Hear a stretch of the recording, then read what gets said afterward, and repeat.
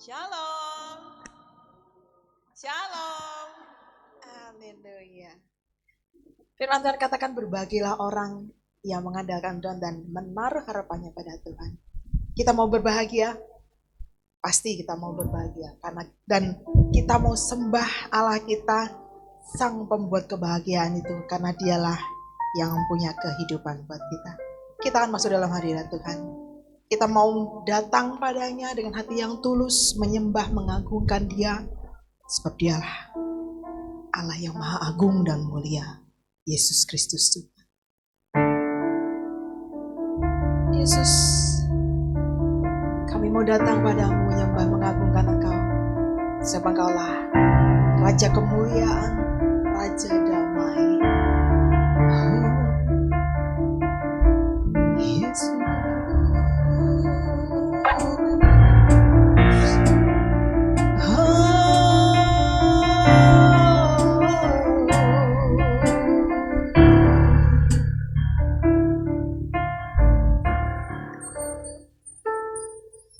Ku masuk ruang Maha Kudus dengan darah anak domba. Ku masuk dengan hati tulus, menyembah yang Maha Kuasa. Katakan yang serap hatiku, masuk ke ruang Maha Kudus, mengagungkan Raja kemuliaan.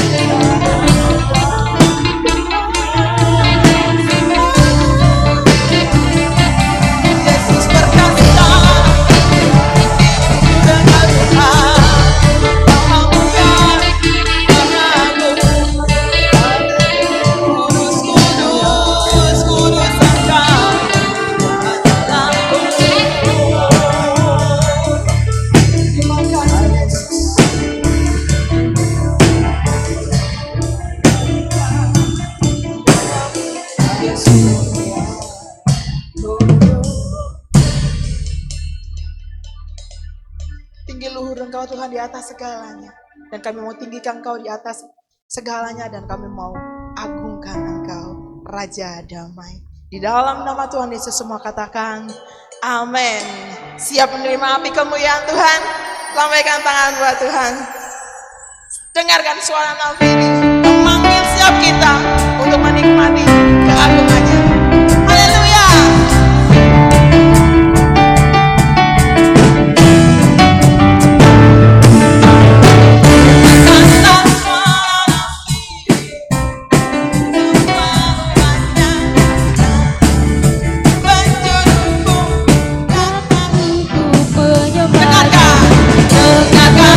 Suara nafiri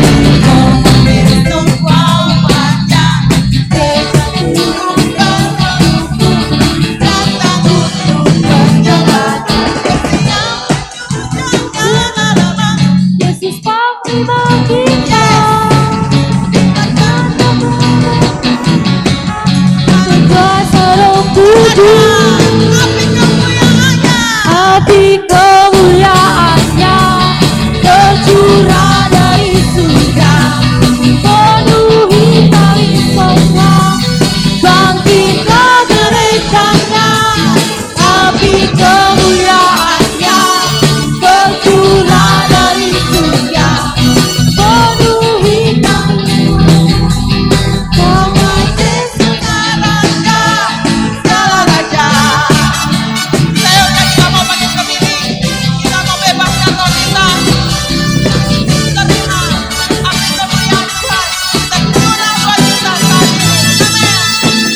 dengarkanlah suara Memanggil semua umatnya, seluruh penjuru bumi datang untuk menyembahnya. dengarkanlah suara nafiri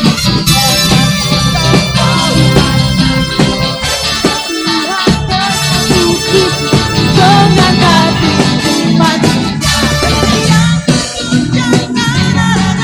Yesus panglima kita, dengan kuasa Roh Kudus, Api kemuliaannya, api kemuliaannya tercurah dari surga, penuhi kami dan kita gereja-Nya, api kemuliaannya tercurah dari surga,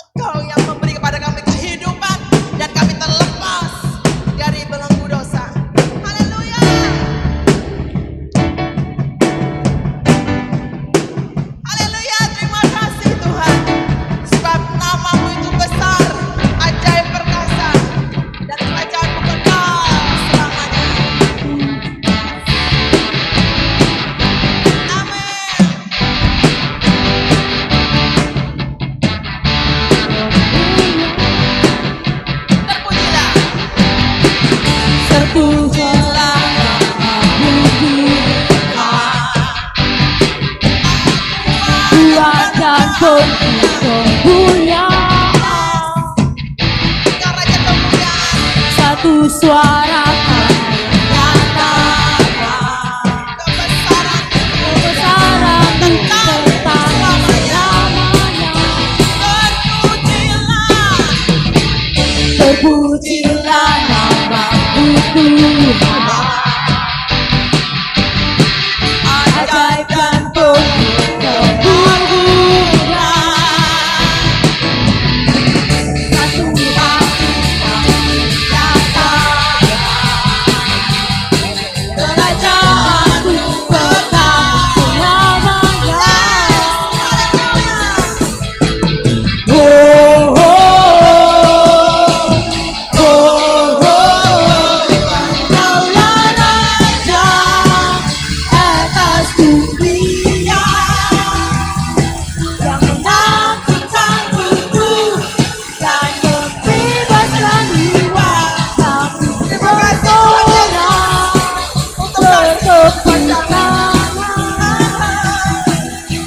Tuhan percaya dan memberitahuku selamanya.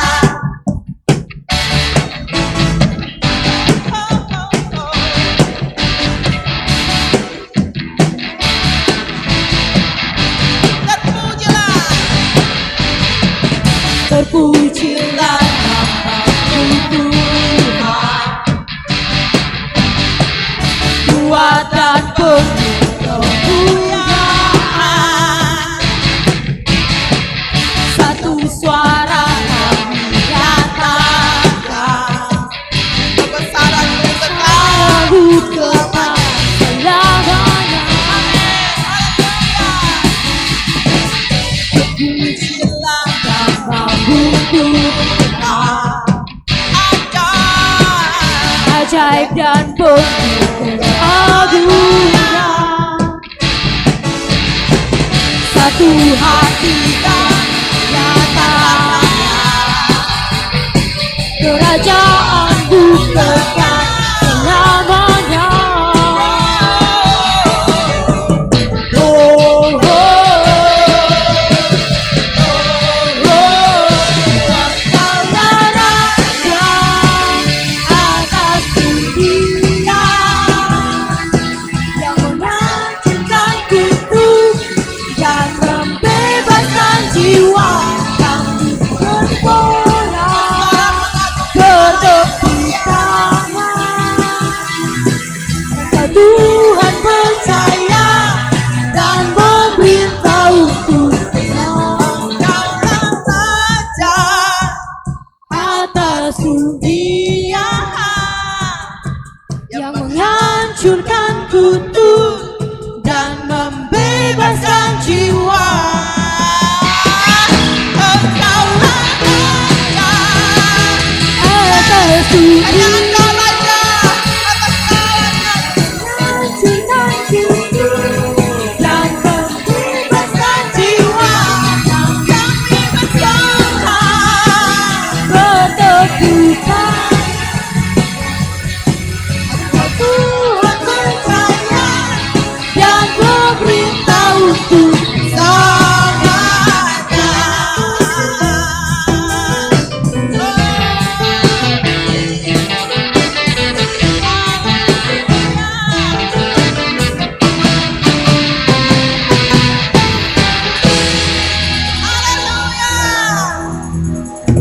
Agung Engkau Tuhan.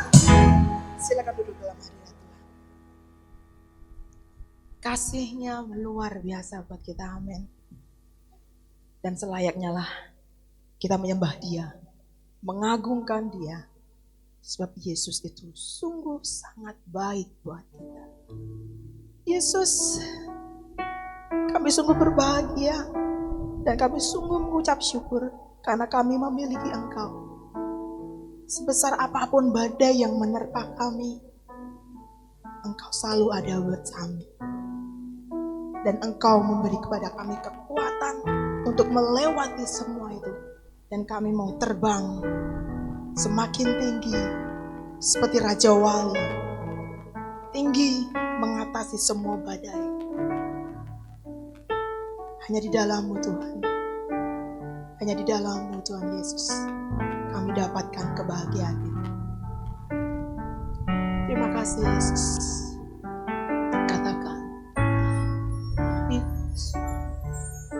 Kau sungguh baik, Yesus, nama-Mu indah. itu Tuhan Yesus. Yesus, ku cinta Kau selalu, ku tinggikan, ku agungkan selamanya. Katakan sebagai wujud cinta kita pada Tuhan.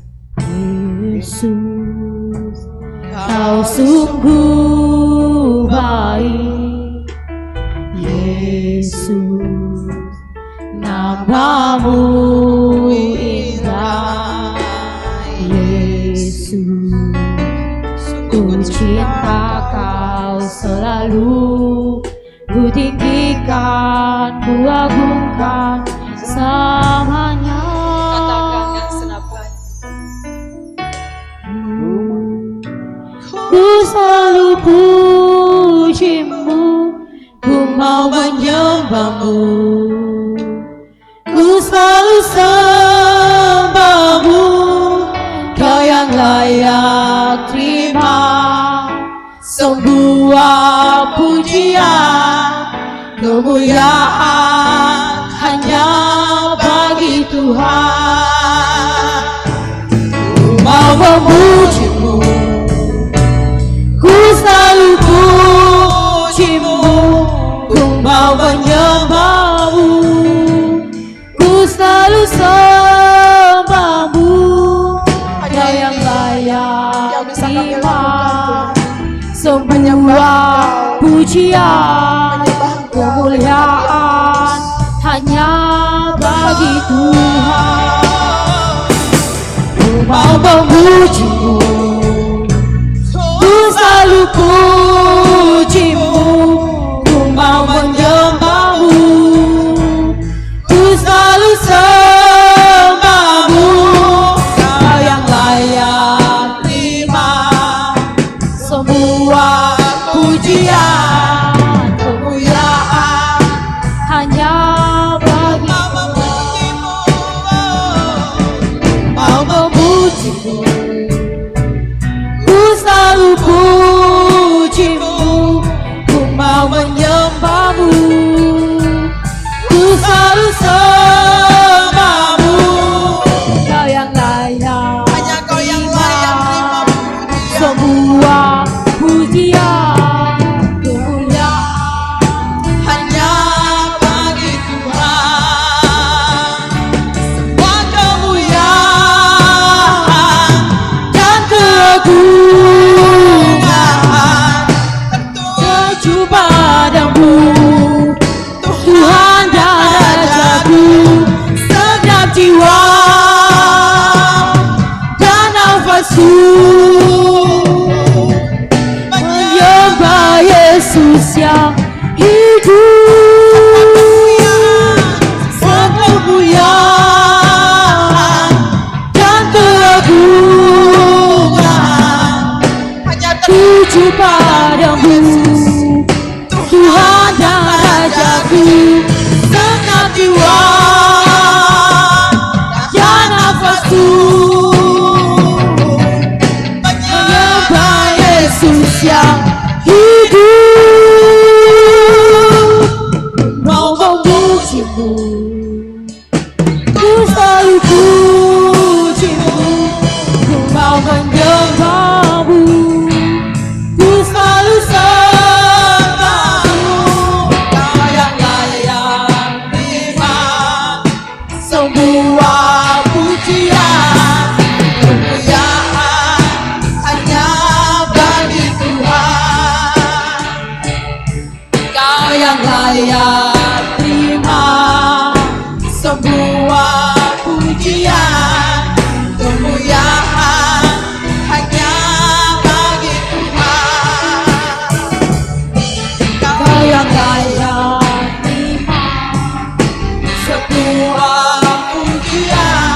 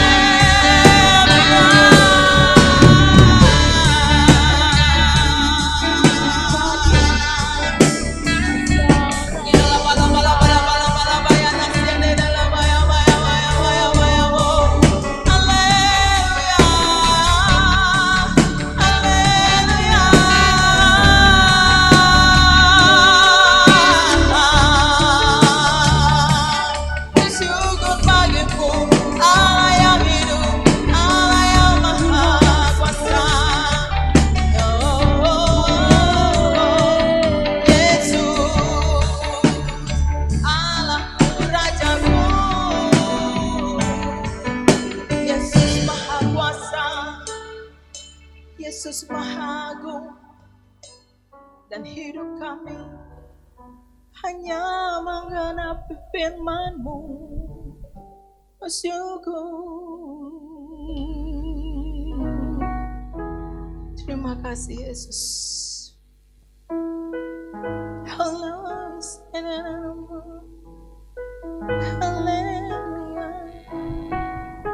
Haleluya Yesus.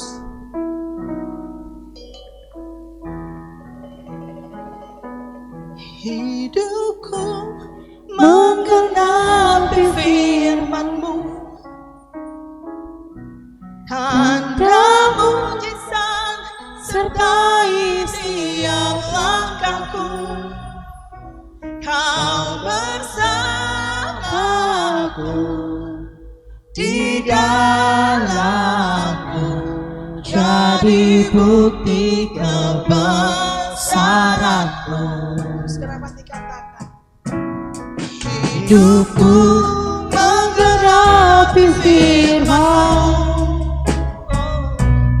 tanda mujizat sertai setiap langkahku. Kau bersamaku di dalamku, jadi bukti kebesaran-Mu. Hidupku menggenapi firman-Mu, tanda mujizat sertai setiap langkahku. Kau bersamaku di dalamku, jadi bukti kebesaran-Mu. Hidupku menggenapi firman-Mu, tanda mujizat sertai setiap langkahku. Kau bersamaku di dalamku, jadi bukti kebesaran-Mu. Hidupku menggenapi firman-Mu, tanda mujizat sertai setiap langkahku. Kau bersamaku di dalamku, jadi bukti kebesaran-Mu. Kau bersamaku, Kau bersamaku di dalamku, jadi bukti kebesaran-Mu. Kau bersama, Kau bersamaku di dalam dalamku, jadi bukti kebesaran-Mu. Tuhan, kami mau belajar tetap percaya bahwa Engkau selalu bersama dengan kami. Apapun yang terjadi di dalam situasi, kondisi, dan keadaan apapun, kami mau tetap percaya bahwa Engkaulah yang terus bersama-sama dengan kami. Engkau yang tidak pernah meninggalkan kami, Engkau yang selalu ada menemani kami, dan bahkan selalu siap memberikan kepada kami kemenangan demi kemenangan. Itu sebabnya ya Tuhan, buat kami terus bergairah di dalam Engkau, karena kami tahu bahwa Tuhanlah yang menyertai langkah-langkah kehidupan kami.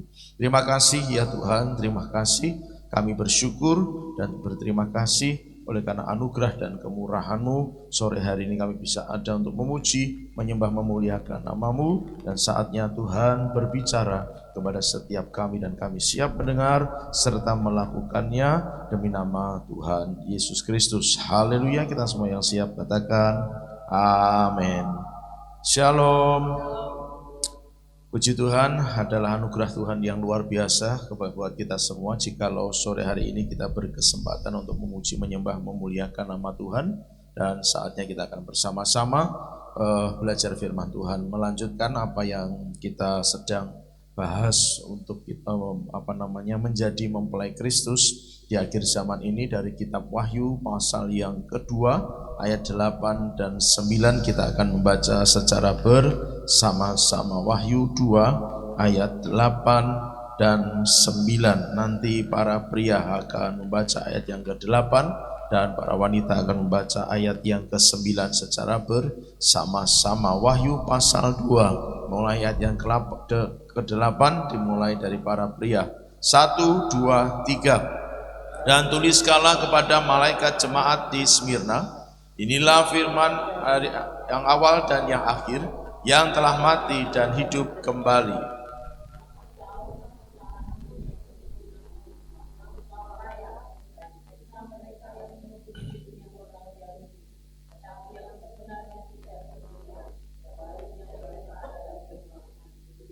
Ya, terima kasih buat kerjasama yang baik. Nah, Bapak Ibu Saudara, di dalam Lembaga Alkitab Indonesia memberikan judul itu untuk perikop ini yaitu kepada jemaat di Smyrna. Jadi ayat yang ke-8 dan sampai 8 ayat 8 sampai 11 itu berbicara mengenai firman Tuhan yang datang kepada jemaat di Smyrna dalam rangkaian Tuhan berbicara kepada ke-7 jemaat di Asia Kecil. Nah, kemarin kita sudah belajar tentang apa yang disampaikan Tuhan kepada jemaat-jemaat di Efesus. Hari ini kita akan belajar kepada jemaat di Smyrna. Nah, pada waktu Tuhan menuliskan firman-Nya yang ditujukan kepada jemaat di Smyrna melalui penglihatan Yohanes di Pulau Patmos, Tuhan mengawali firman-Nya dengan berkata, firman dari yang awal dan yang akhir, tetapi ditambahkan di situ yang telah mati dan hidup kembali. Nah, Bapak Ibu Saudara, dalam teks Wahyu ini hanya dituliskan 3 kali. Di Wahyu pasal 1, Wahyu pasal 2, lalu Wahyu pasal 22 yang menyebutkan aku yang awal dan yang akhir, walaupun dengan bentuk kata yang berbeda, tetapi mengacu kepada itu. Tetapi di 3 bagian yang lain atau di bagian yang lain itu hanya menyebutkan akulah yang awal dan yang akhir, kira-kira begitu. Tetapi di jemaat Smyrna ini Tuhan menambahkan yang telah mati dan hidup kembali. Ayat 8 tolong ditayangkan dulu ya.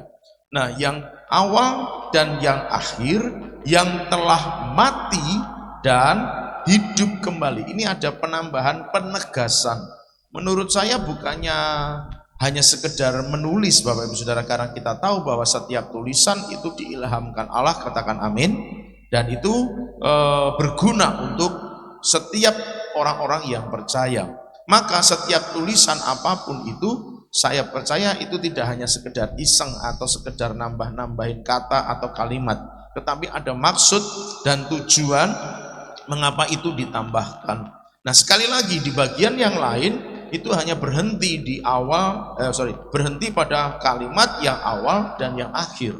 Tetapi kepada jemaat Smyrna, Tuhan mendahului kalimatnya dengan menambahkan yang telah mati dan hidup kembali. Pertama, itu mengacu atau menunjuk penambahan ini pada pribadi Yesus. Karena yang mati dan hidup kembali siapa kalau bukan Yesus? Hanya Dia satu-satunya pribadi yang pernah mengalami mati dan hidup kembali, itu hanya Yesus. Berarti kalimat ini, tambahan yang telah mati dan hidup kembali, ini ingin mengajak kepada yang membaca, khususnya kepada jemaat di Smyrna, untuk melihat bahwa yang berbicara kepada mereka adalah pribadi Yesus sendiri. Karena Dia adalah yang pernah mengalami kematian dan kemudian hidup kembali. Lalu mengapa kemudian Dia merujuk kepada firman yang awal dan yang akhir? Bapak Ibu Saudara, perhatikan kembali ayat sebelumnya dan besok juga bisa ayat-ayat setelahnya, bahwa di setiap jemaat awal kalimat tidak selalu sama, gitu ya. Kalau kemarin kita melihat kepada jemaat di Efesus, tuliskanlah kepada malaikat jemaat di Efesus, inilah firman dari Dia yang memegang ke7 bintang di tangannya dan seterusnya. Kepada jemaat di Smyrna, inilah firman dari yang awal dan yang akhir. Sekali lagi, tidak sekedar menulis, tidak sekedar mengkalimatkan, mengapa kalimat ini muncul kepada jemaat di Smyrna. Kalau besok kita pelajari, Bapak Ibu Saudara lihat di ayat yang ke-12, inilah firman Dia yang memakai pedang yang tajam. Jadi beda-beda gitu ya. Nah, lalu kenapa? Nanti kita akan belajar. Lalu kenapa kepada jemaat di Smyrna Tuhan berbicara mengenai yang awal dan yang akhir, menunjukkan sebuah eksistensi keberadaan Tuhan yang tidak berujung maupun berpangkal, menunjuk kepada keberadaan Tuhan yang tidak dikuasai oleh apapun, independen, hakiki, mutlak adanya, menunjuk kepada keberadaan Tuhan yang sebelum jagat raya ini ada, Dia sudah ada, dan yang memegang kendali atas seluruh jagat raya hingga sampai pada akhirnya, di mana masa dari kekal sampai kekal Dialah satu-satunya Tuhan. Berarti menunjukkan keberadaan Tuhan yang teramat sangat besar dan tidak bisa dipengaruhi oleh apapun juga. Nah, mengapa keberadaan Tuhan itu ingin ditunjukkan kepada jemaat di Smyrna? Lalu kenapa keberadaan Tuhan yang besar dihubungkan dengan keberadaan Yesus yang mati dan bangkit kembali? Itu menunjukkan bahwa Yesus itulah Allah yang sesungguhnya.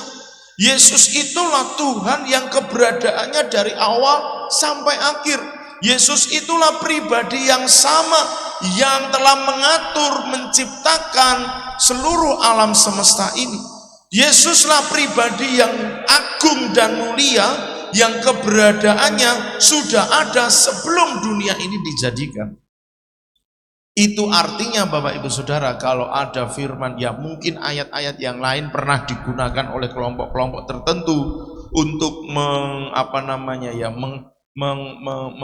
ya sebut saja mungkin menjatuhkan dalam tanda kutip iman kekristenan. Bagaimana mungkin Yesus itu Allah dan lain sebagainya. Dari ayat ini terindikasi ke sana. Karena akulah yang awal dan yang akhir, yang mati dan yang bangkit kembali. Ini merujuk pada satu pribadi yang keberadaannya jelas. Yang mati dan bangkit kembali hanya Yesus. Dan Dialah yang awal dan yang akhir itu. Berarti Yesus ya adalah Tuhan itu sendiri. Yesus yang adalah Allah yang menciptakan alam semesta itu sendiri. Walau tidak disebutkan secara letterlock seperti itu Bapak Ibu Saudara, tetapi kalau kita cermati cara menuliskannya, aku yang awal dan yang akhir, yang mati dan bangkit kembali, itu menunjuk pada Yesus yang pernah mati dan bangkit kembali adalah yang awal dan yang akhir. Jadi kalau ada orang meragukan ketuhanan Yesus, itu ya saya tidak mengerti kenapa mereka bisa menjadi seperti itu.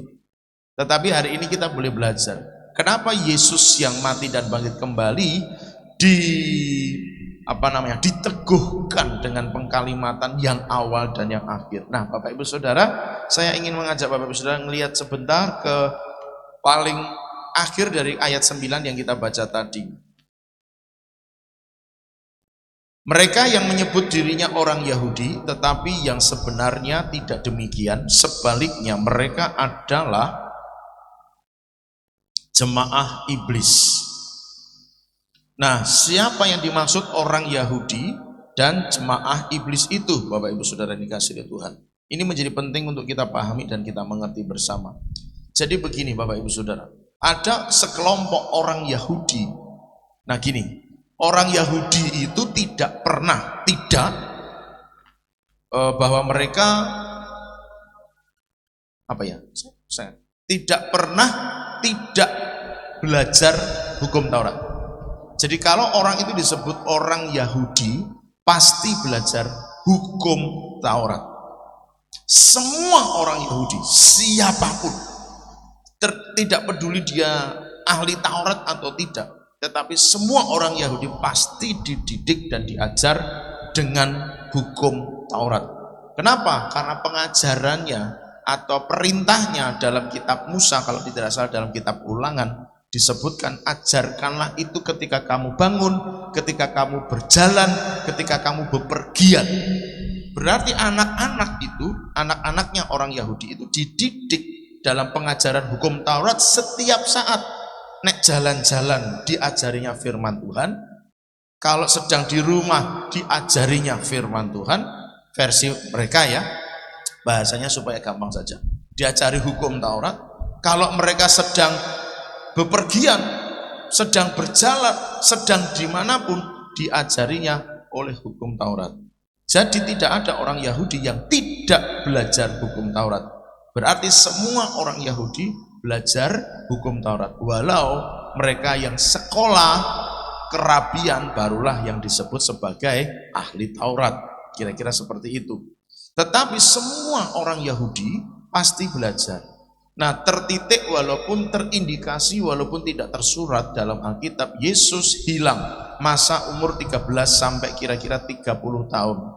Lalu sampailah kira-kira ketika Yesus mulai muncul dalam pelayanannya setelah umur 30 tahun, ada orang memanggil dia dengan sebutan Rabi. Sebutan Rabi bukan sebutan biasa yang boleh dikenakan kepada sembarang orang. Orang pasti juga akan nonton. Kalau zaman dulu, zaman kuno ya, saya mengacunya kepada zaman kuno, semua guru besar keagamaan itu disebutnya dengan kiai sebelum masa Islam masuk ke Indonesia. Ya, di Jawa ini khususnya, semua orang yang dianggap ngerti agama, gitu ya, pendidik, pengajar keagamaan, kepercayaan, maka itu menyebutnya kiai. Maka muncullah ada istilah dalam kekristenan, Kiai Sadrah. Dia adalah orang pribumi asli yang mengajarkan kebenaran firman Tuhan, yang model pelayanannya sama seperti Yesus. Maksudnya dia sembuhkan orang sakit, dia bangkitkan orang mati, dia usir setan-setan. Nah, karena dia kemudian Kristen, tetapi sebutan orang-orang yang memiliki pengetahuan spiritual, yang lebih tepatnya mungkin begitu. Kalau agama kan waktu itu belum banyak muncul ya kan. Memiliki tingkat spiritual yang lebih dari yang pada umumnya orang menyebutnya dengan sebutan kiai. Maka dia disebut Kiai Sadrah, bukan karena dia dulu dari kelompok yang sebelumnya, bukan, karena memang zaman dulu di Jawa ini orang yang memiliki tingkat spiritual yang lebih tinggi disebut dengan kiai. Nah, yang disebut kiai tidak sembarang orang. Orang mau manggil kiai berarti dia orangnya ngerti. Dia adalah guru spiritual yang patut menjadi teladan. Maka orang kemudian memanggilnya dengan kiai. Tidak semua orang bisa dipanggil kiai gitu kira-kira. Nah, hampir sama dengan itu, itulah rabi. Orang tidak akan sembarangan menyebut orang lain rabi. Kalau orang yang manggil itu nggak ngerti siapa dia, nggak akan mungkin. Berarti orang yang manggil Yesus rabi, itu berarti orang ini ngerti. Yesus pernah sekolah nih di kerabian. Nah, umur 13 yang Alkitab tulis, karena setelah Yesus berdialog dengan para ahli Taurat, umur 12 di bait suci, yang dalam kisah ceritanya sempat seperti kehilangan begitu ya.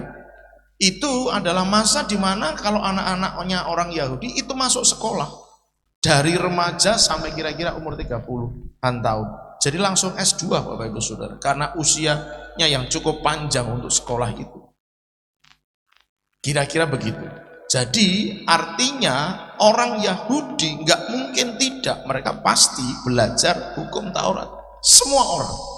Nah, jadi aneh kalau orang Yahudi yang belajar Alkitab, bahasa kita ya, kalau bahasanya mereka belajar hukum Taurat, disebut oleh firman Tuhan sebagai jemaah iblis. Aneh kan? Orang Yahudi tapi disebut oleh Tuhan sebagai jemaah iblis. Orang yang belajar hukum Taurat oleh Tuhan disebut jemaah iblis. Ini hati-hati. Hati-hati itu begini Bapak Ibu Saudara, nanti kita akan belajar ya. Tetapi maksud saya adalah Bapak Ibu Saudara perhatikan baik-baik. Nek di hadapan Tuhan itu enggak macam-macam. Dulu mungkin orang berpikir ya Tuhan itu galak dalam tanda kutip, mungkin di perjanjian lama. Di perjanjian baru itu Tuhan memiliki anugerah yang besar. Saya setuju, sangat setuju. Anugerahnya berlimpah-limpah. Yang setuju katakan anugerah Tuhan berlimpah-limpah. Tapi perhatikan di bagian ini Bapak Ibu Saudara. Tuhan pernah ngomong sesuatu yang begitu sangat keras terhadap orang-orang yang pernah belajar hukum Taurat. Nah, saya mencoba untuk menggali itu dari berbagai informasi. Kenapa orang Yahudi ini kok disebut jemaah iblis? Nah, Bapak Ibu Saudara, sebagaimana yang kita ketahui bersama pada zaman Yesus, kelompok orang Yahudi, Totok gitu ya, bukan Mas Totok maksudnya, Yahudi yang kental gitu ya. Apa kok kental ya? Namanya susu kental manis gitu ya. Susah sih ya. Cari istilah apa coba Saudara? Yang asli. Semuanya asli sih Bu masalahnya, tapi kan ada yang pegang kuat kaku sama yang moderat yang akhirnya bisa terima Yesus gitu kan. Nah, ini yang kaku moderat, tidak moderat gitu ya. Yang kaku lah begitu. Yang pendiriannya pokoknya yang paling benar hukum Taurat, Yesus salah gitu kan. Seperti gitu, kira-kira seperti itu. Nah, Bapak Ibu Saudara, orang-orang Yahudi ini pada zaman Yesus ada, mereka menolak Yesus.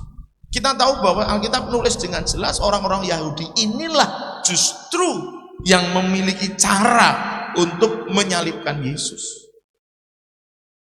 Aneh kan saudaraku yang dikasihi oleh Tuhan. Nah, karena sejak awalnya ada kelompok orang Yahudi yang tidak suka dan tidak setuju dengan pengikut-pengikut Yesus. Ditambah kita belajar kisah Paulus. Dulu namanya Saulus. Waktu dia nama Saulus, dia pembunuh pengikut Yesus. Itu jelas sekali. Dia siapa? Ahli Taurat. Berarti siapa? Orang Yahudi asli, tulen, yang memegang hukum Taurat secara kuat. Jadi dalam sejarah perjalanan, katakanlah dari sejak Yesus lahir sampai Paulus ada itu, orang Yahudi, sebagian orang Yahudi tetap tidak suka terhadap pengikut Yesus. Lah rupa-rupanya masuk ke jemaat sini, ada juga orang Yahudi yang masih nggak suka dengan pengikut Yesus. Di zaman ini para pengikut Yesus sudah disebut dengan sebutan Kristen. Jadi kemudian kalau saya bahasakan ulang, ada sebagian orang Yahudi yang masih nggak suka dengan kekristenan. Nah, Yahudi-Yahudi inilah yang kemudian ya sebut saja menyerang dalam tanda kutip, bukan menyerang secara fisik adu pedang begitu, tidak. Tapi mereka nggak suka dengan keberadaan Kristen. Mau disingkirkanlah, gampangannya begitu bahasanya ya, kalau salah mohon maaf. Tapi kira-kira supaya mudah membayangkannya, orang Yahudi yang seperti itulah yang mau menyingkirkan kekristenan pada zaman itu. Tetapi hal yang lain yang menyebabkan kemudian Yesus memanggil mereka dengan istilah jemaah iblis adalah karena kelompok orang yang sama pada zaman Yesus. Kelompok orang Yahudi yang itu tadi, itu yang menggiring atau memiliki peran di dalam melegalkan penyembahan terhadap Kaisar Romawi. Penyembahan terhadap Kaisar Romawi. Nah, kemudian karena inilah jemaat Kristen di Smyrna mulai mengalami penganiayaan. Karena mereka tidak mau menyembah Kaisar, mereka dianiaya. Bahkan beberapa orang Yahudi memakai trik fitnah supaya mereka bisa menyerang kekristenan. Nah, kenapa kok Tuhan menyebutkan diri di awal, aku yang awal dan yang akhir, aku yang pernah mati dan bangkit kembali? Karena orang Kristen di Smyrna mengalami tekanan yang luar biasa. Yesus hadir dalam hidup mereka untuk menunjukkan, tenang nak, aku ini dari awal sampai akhir. Aku yang awal dan yang akhir. Aku yang pegang kendali seluruh alam semesta ini. Aku yang pegang kendali seluruh kehidupan yang ada di dunia ini. Tenang nak. Tapi apakah itu membuat pada akhirnya jemaat Smyrna menjadi kemudian tidak mengalami penganiayaan? Catatan dari kitab ini jelas menunjukkan bahwa mereka masih ada di dalam tekanan. Bapak Ibu Saudara, mari kita lihat kembali ayat yang ke-8 bagian awal. Aku tahu kesusahanmu dan kemiskinanmu. Ini kata benda. Dalam bahasa asli, kalau ini kata benda, itu menunjukkan kondisi dan kenyataan yang ada, bukan kata sifat. Kalau kata sifat itu bisa semacam hanya istilah, gitu kan, istilah. Nah, di budaya kita kan ada ya namanya istilah-istilah, gitu kan. Mampir ke gubuk saya, padahal itu luasnya 1000 meter, gitu kan saudara ya toh, dengan fasilitas yang ratusan juta di dalamnya, tapi orang bisa menyebutnya sebagai gubuk saya, bukan gubuk dalam pengertian yang sesungguhnya. Itu kata sifat. Gubuk itu kata sifat. Kalau dia orang menggunakan kata gubuk dengan kata benda dalam bahasa Yunani misalnya begitu, itu artinya menunjukkan benar-benar gubuk, reot yang bahannya bukan dari barang yang mewah. Kira-kira seperti itu. Nah, ini kata benda. Artinya iya, mereka miskin beneran. Miskin beneran. Kalau bahasa kita, maaf bicara saya tidak merendahkan mereka, merendahkan jemaat Smyrna. Cuma bisa hanya untuk membayangkan bahwa mereka adalah miskin beneran, ya mereka disebut orang-orang yang maaf bicara kere, Bapak Ibu Saudara.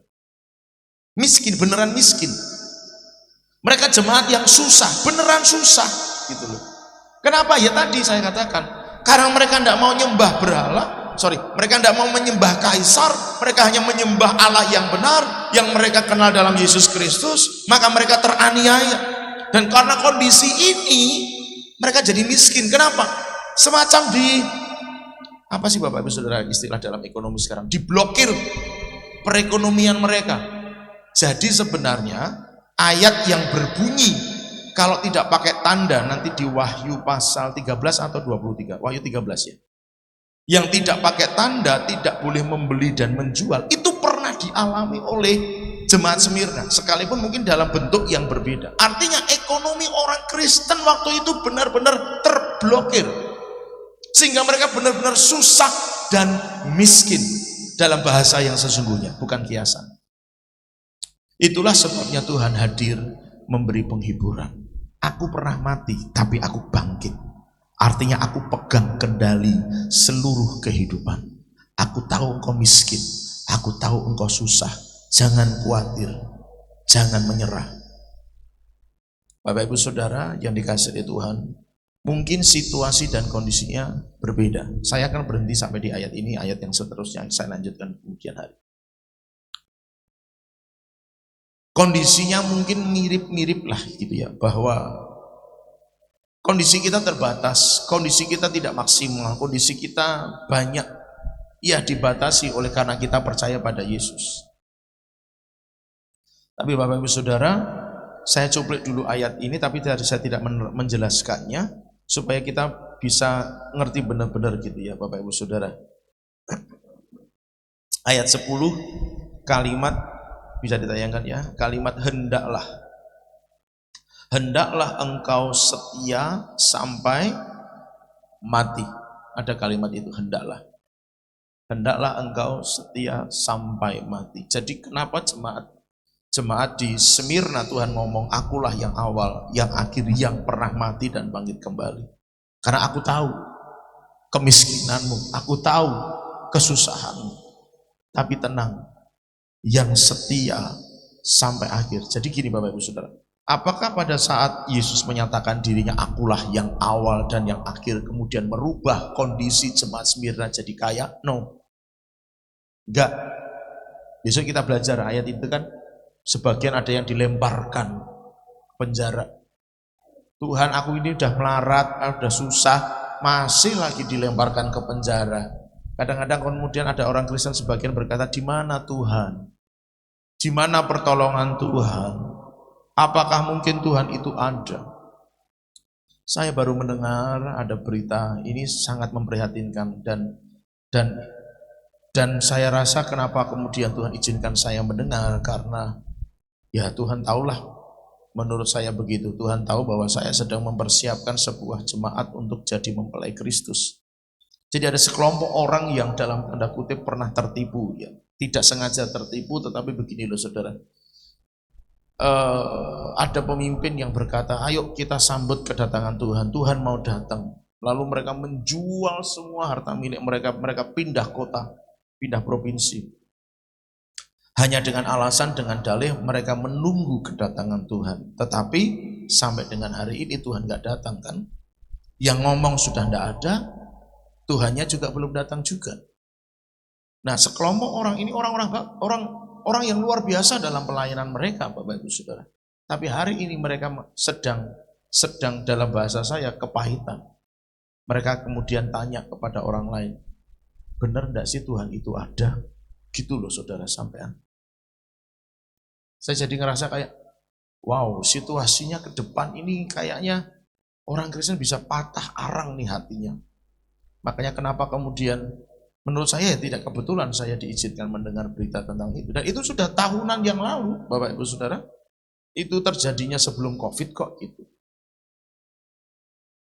Yang artinya Bapak Ibu Saudara dikasih Tuhan, ada banyak orang dengan kondisi, situasi, kenyataan yang ada entah apapun itu, membuat mereka kemudian merasa putus asa, patah semangat, tidak lagi bergairah di dalam Tuhan, tidak menyala-nyala semangatnya dalam Tuhan. Kasih tahu kanan kiri, katakan mari menyala-nyala dalam Tuhan.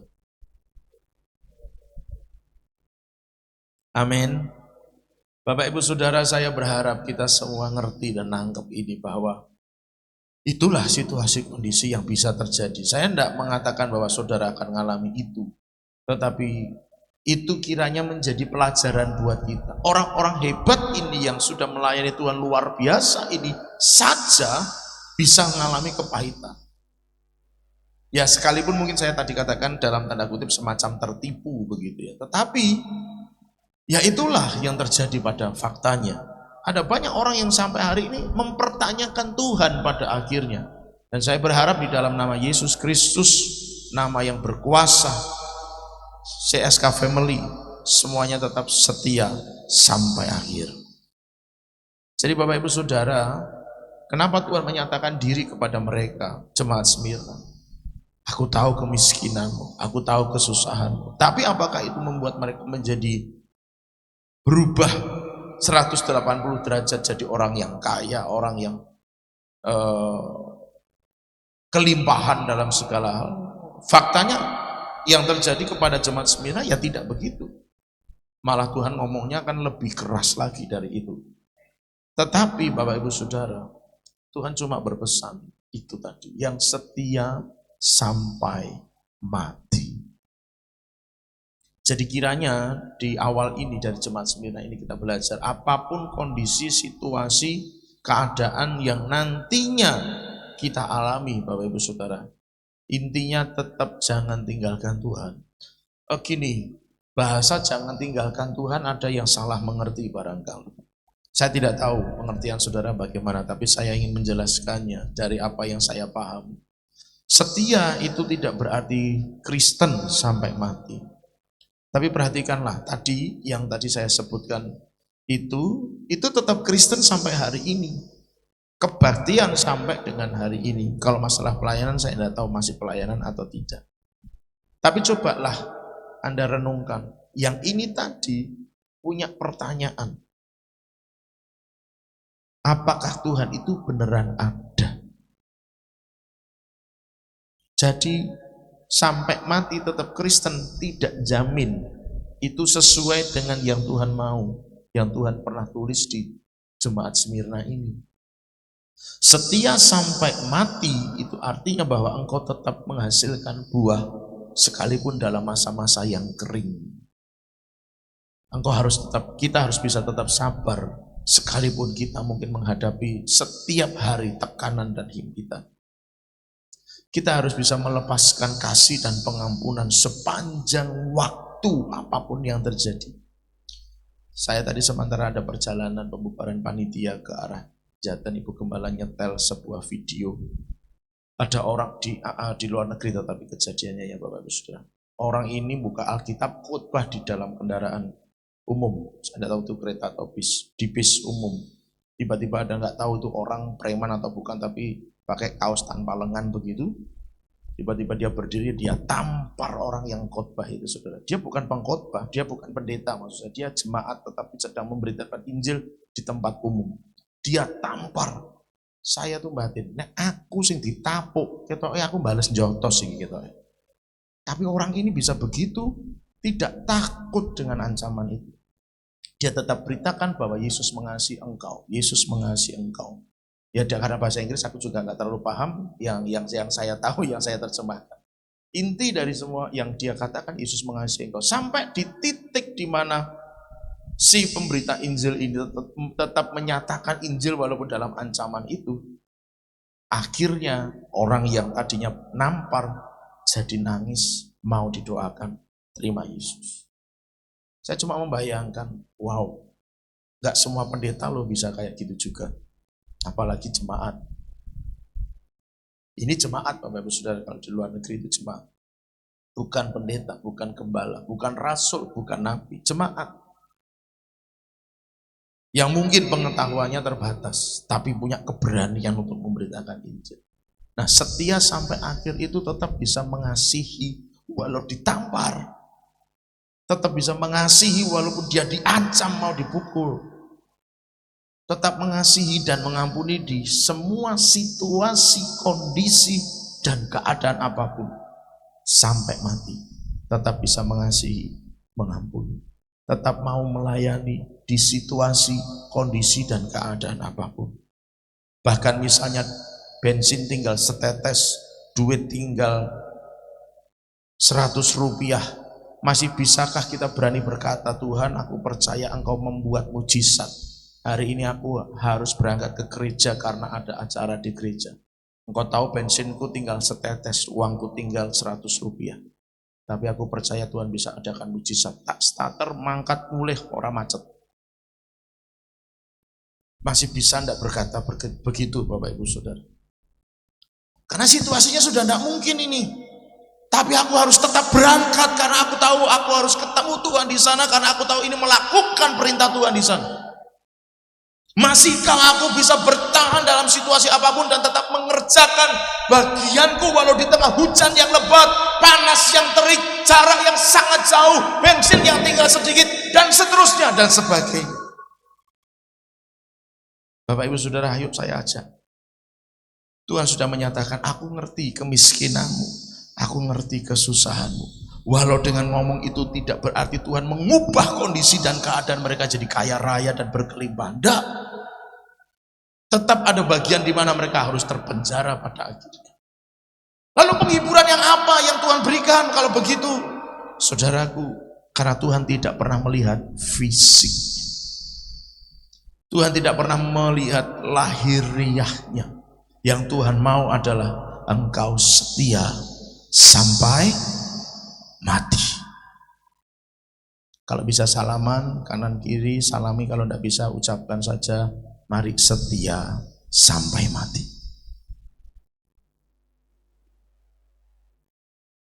Maaf bicara, saya gambarkan, saya ilustrasikan. Saya itu mewakili setiap gambaran orang Kristen. Saya orang Kristen. Dari saya lahir saya Kristen. Tetapi ibarat kata, saya analogikan, saya jadi Kristen yang hanya duduk saja di gereja, tidak melakukan banyak hal. Saya orang yang aktif di gereja, tapi saya nggak ikut melayani, saya nggak ikut ibadah generasi, saya nggak ikut kegiatan-kegiatan yang lain, tapi saya tetap Kristen sampai mati.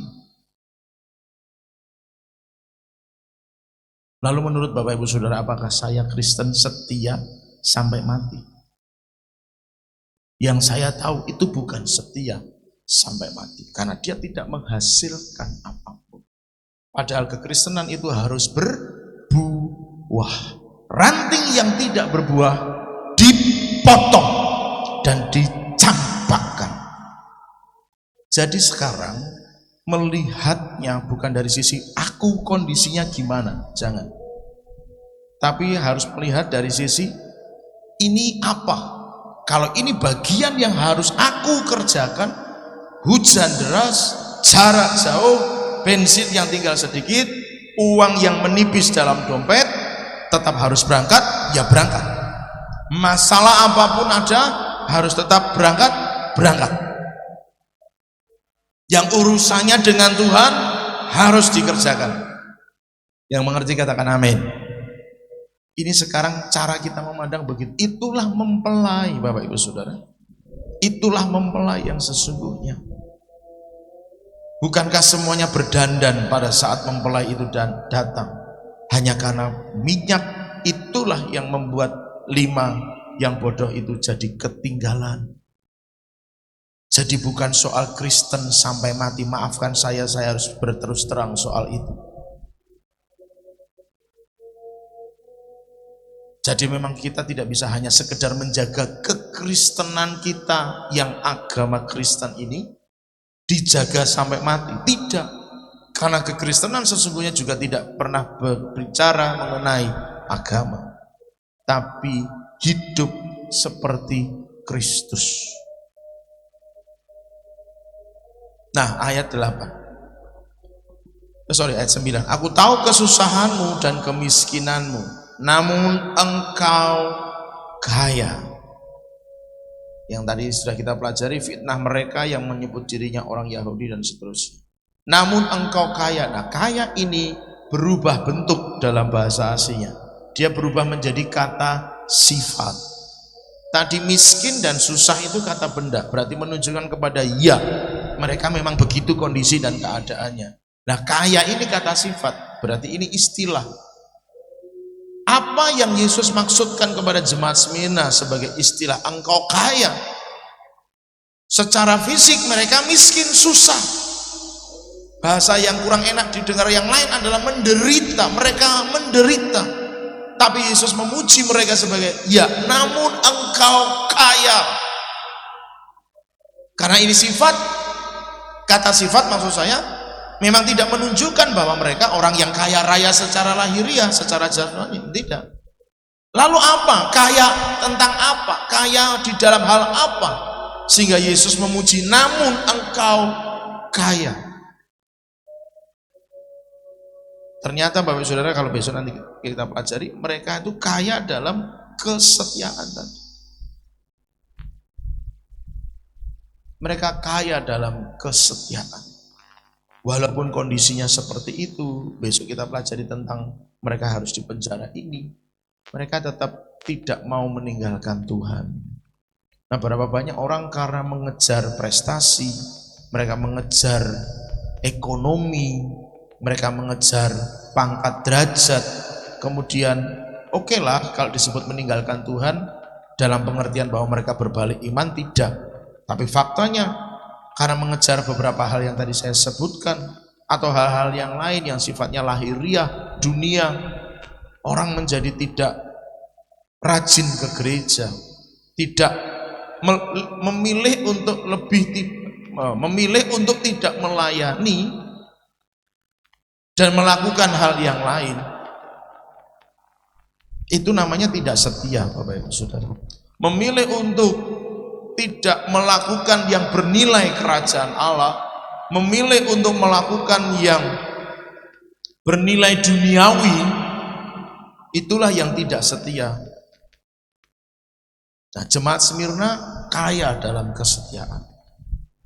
Nah, di bagian awal ini saya tidak panjang lebar tentang kesetiaan mereka yang dipuji Tuhan, setia.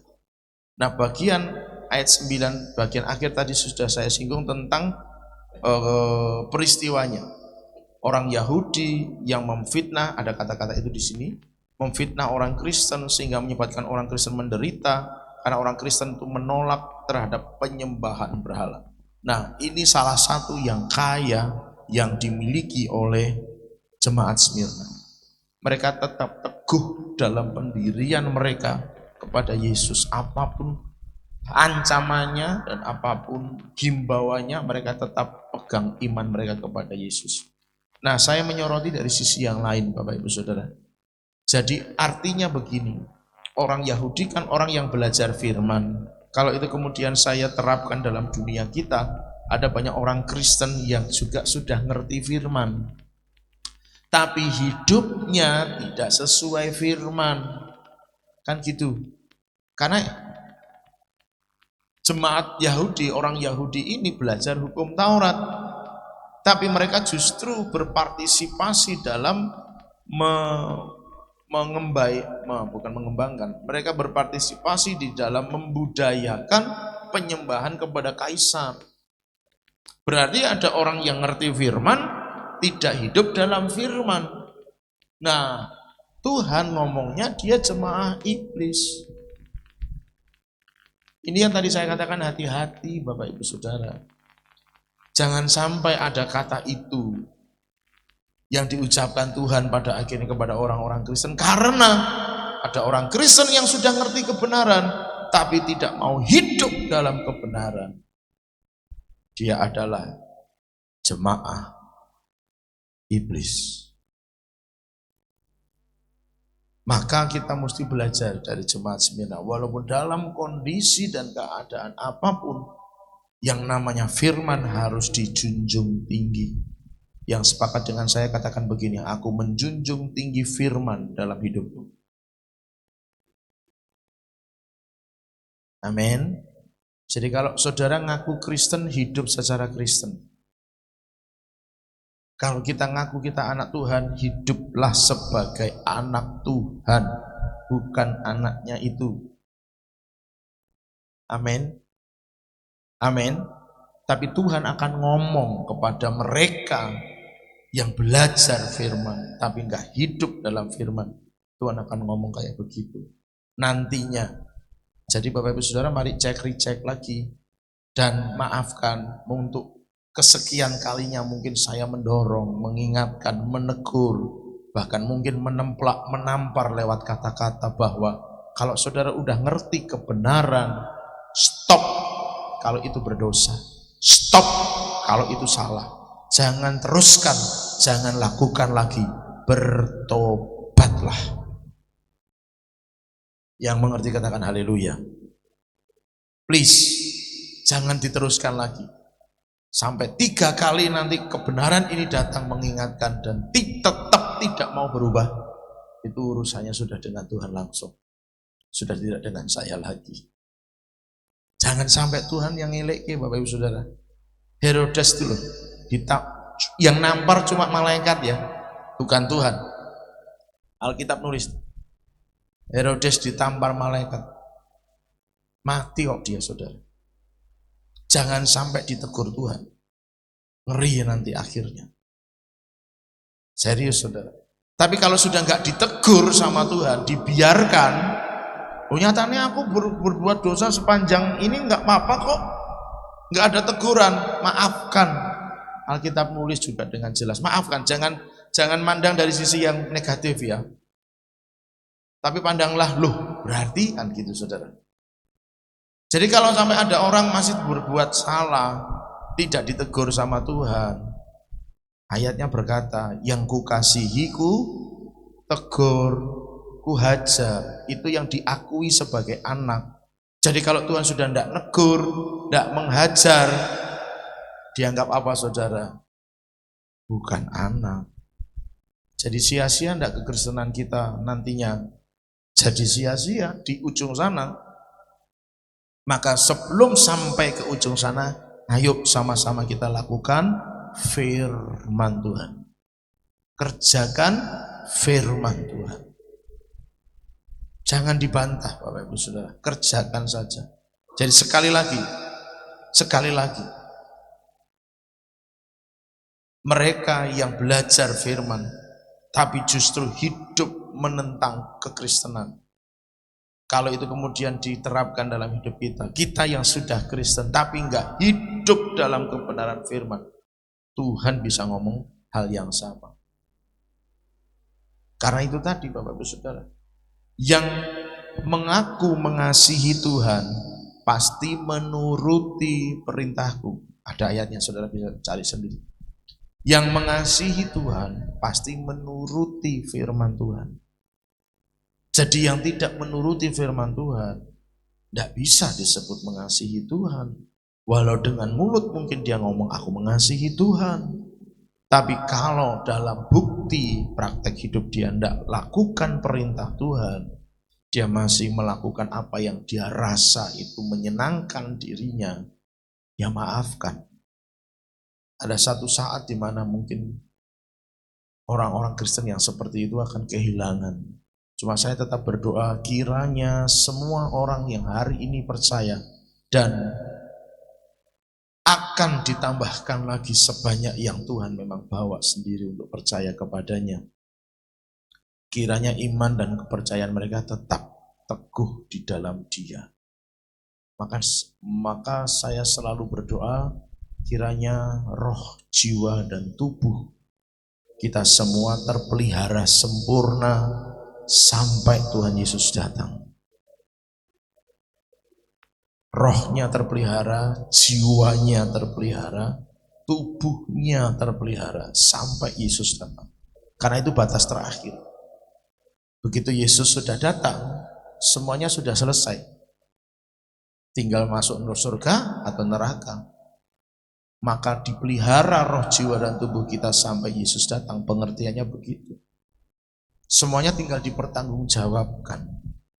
Olehnya Bapak Ibu Saudara, yuk belajar dari jemaat Smyrna ini. Walau dalam penderitaan, kesusahan, kemiskinan, dalam bahasa yang lain kemalangan atau apapun, mereka tetap orang yang kaya.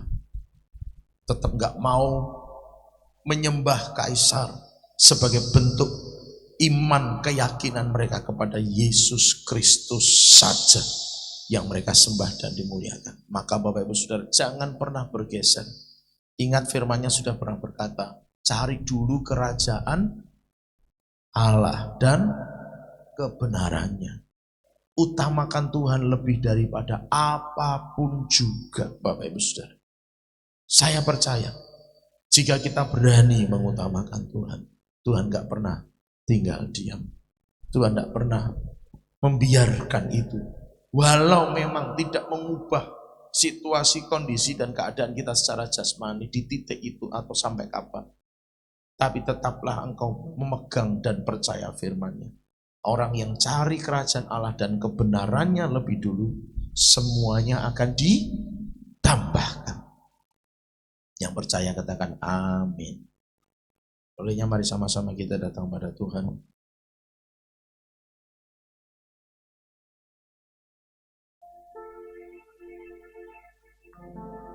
Aku mengasihi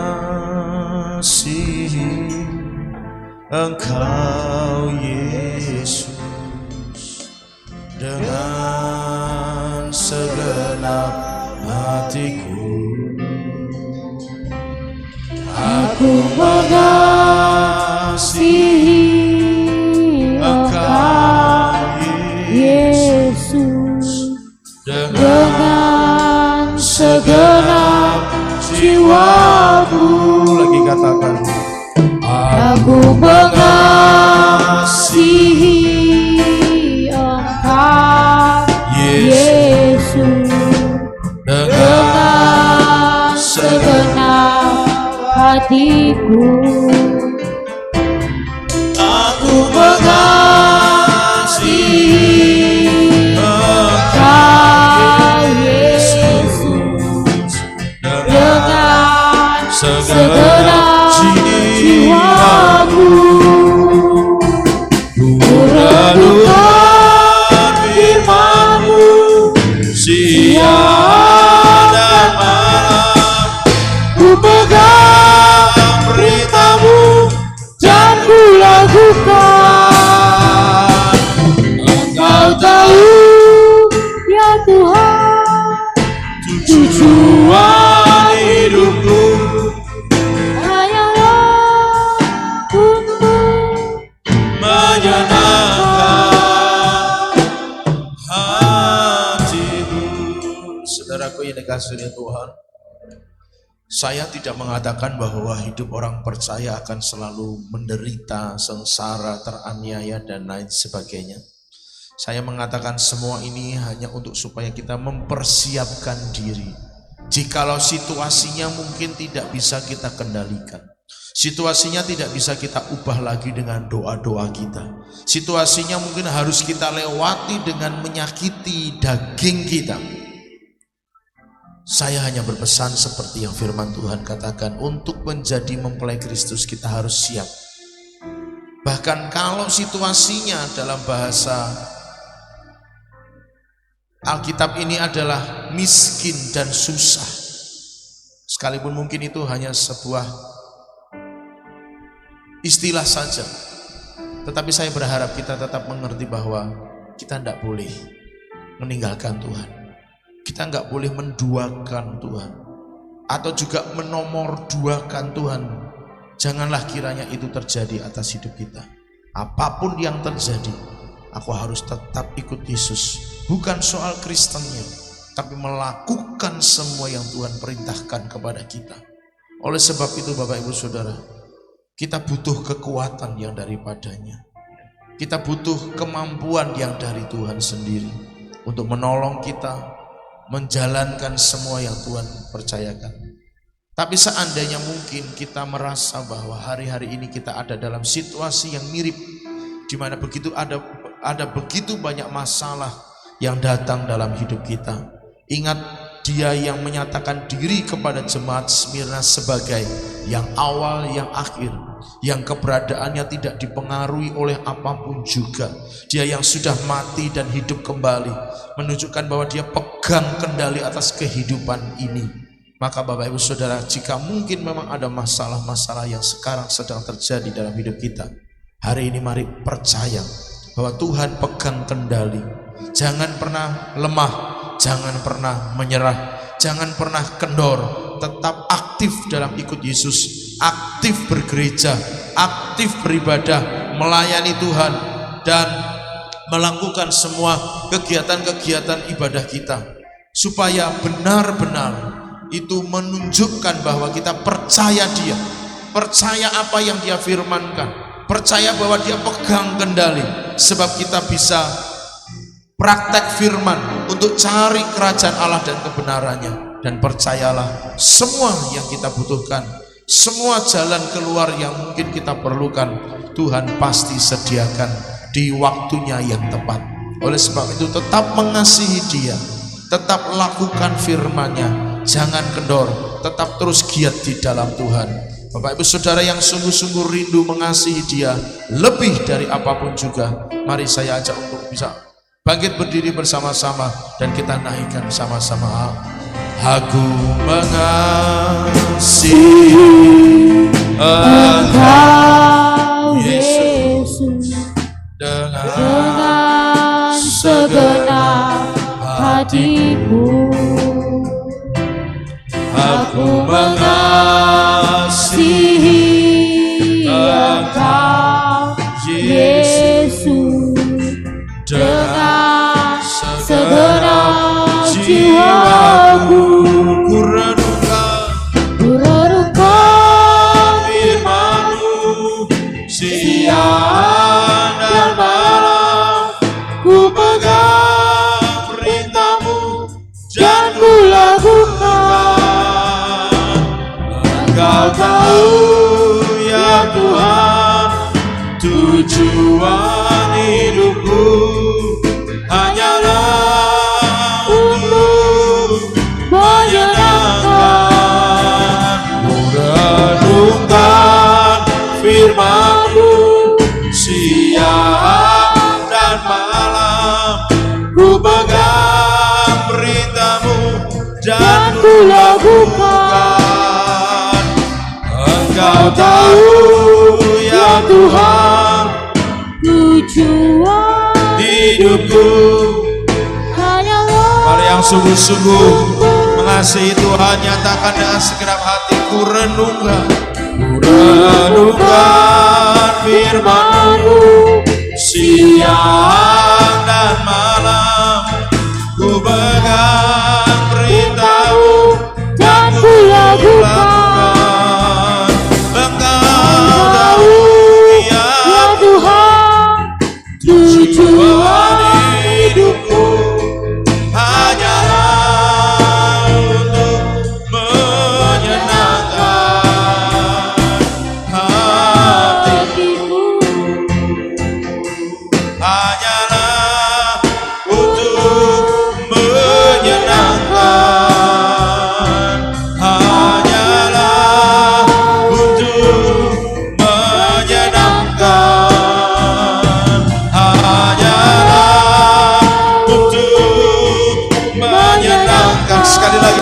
sungguh-sungguh hanyalah untuk menyenangkan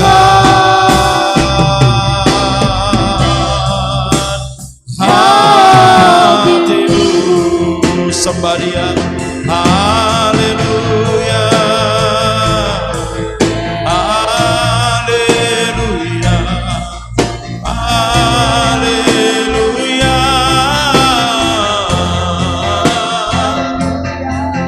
Terpujilah namamu Tuhan.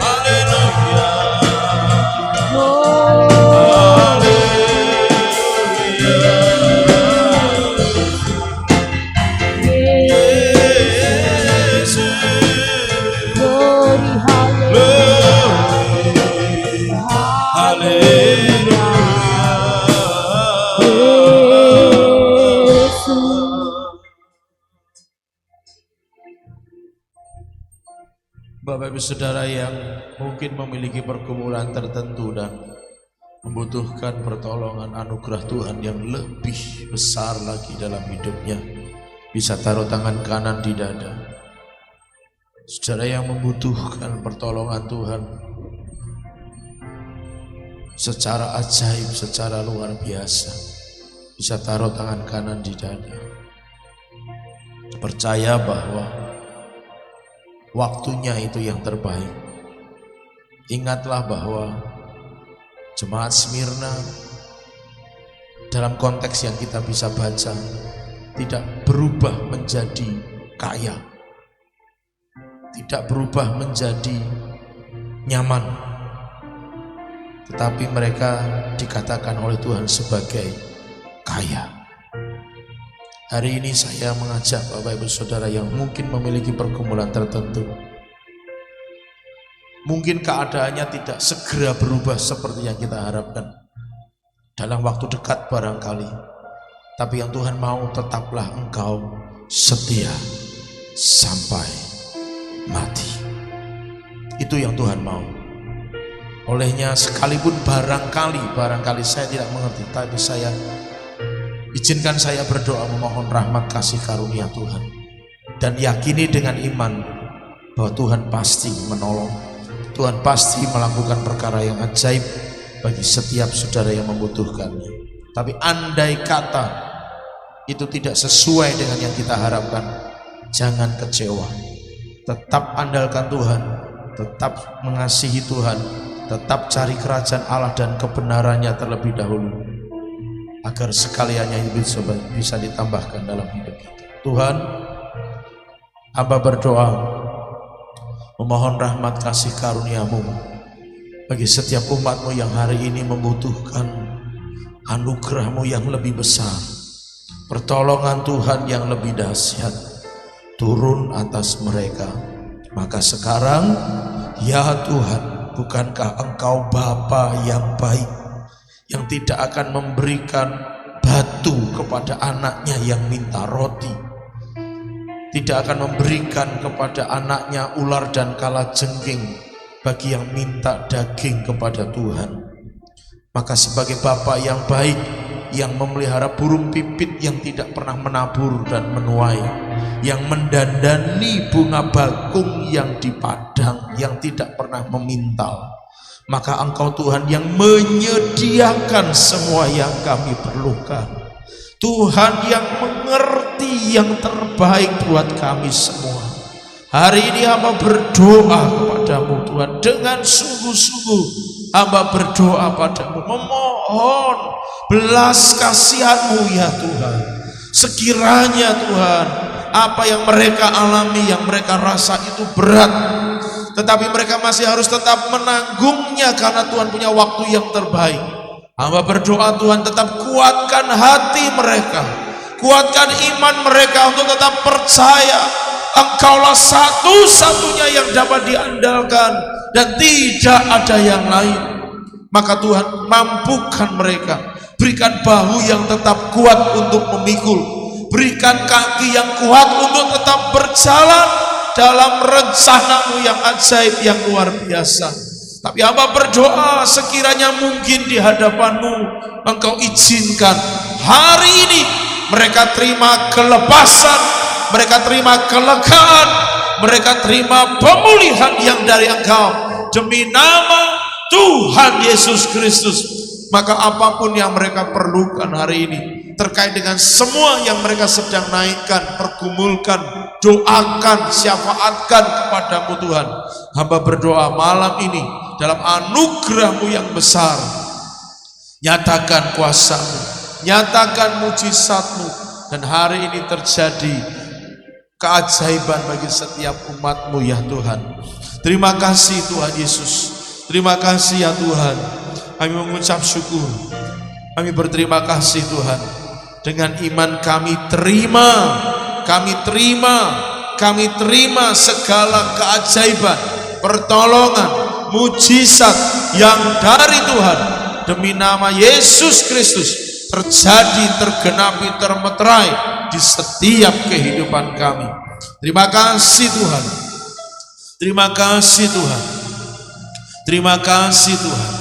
Kami mengucap syukur, semuanya sudah kami terima, kami sudah berkemenangan, kami sudah dilepaskan, kami sudah mengalami kelegaan yang dari Tuhan demi nama Tuhan Yesus Kristus. Olehnya hari ini hamba berdoa, setiap pekerjaan-pekerjaan setan atas hidup umat Tuhan yang ada, yang menyebabkan mereka mengalami semuanya ini, aku ikat, cabut sampai ke akar-akarnya di dalam nama Yesus, dan aku lempar keluar ke tempat yang Tuhan sediakan dan tidak pernah kembali lagi. Aku bersihkan, tahirkan roh, jiwa, tubuh umat-Mu ini dari segala yang tidak berkenan kepada Tuhan. Basuh dengan darah Yesus demi nama Yesus Kristus. Hal-hal negatif dalam hidup mereka telah Tuhan singkirkan di dalam nama Yesus Kristus. Maka sebagai gantinya aku balikkan keadaan, semua yang pahit berubah jadi manis, semua yang negatif berubah jadi positif, semua kutuk berubah jadi berkat atas setiap hidup mereka di dalam nama Tuhan Yesus Kristus. Terima kasih Tuhan, terima kasih Tuhan. Kami percaya bahwa Engkau luar biasa. Maka semua yang sudah kami minta, kami sampaikan terjadi dalam anugerah dan kemurahan Tuhan. Kami menerimanya Tuhan. Terima kasih Tuhan, terima kasih Tuhan. Menyenangkanmu, senangkanmu, hanya itu kerinduanku. Menyenangkanmu, senangkanmu,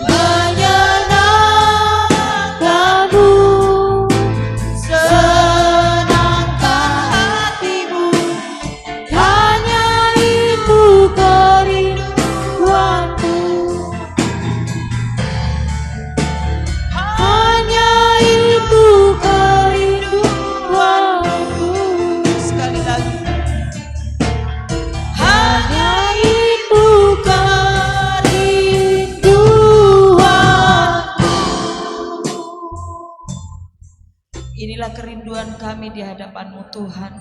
Kami rindu hidup kami menyenangkan hati-Mu, sesuai dengan firman-Mu, seiring dengan kehendak-Mu Tuhan. Terima kasih Tuhan, terima kasih.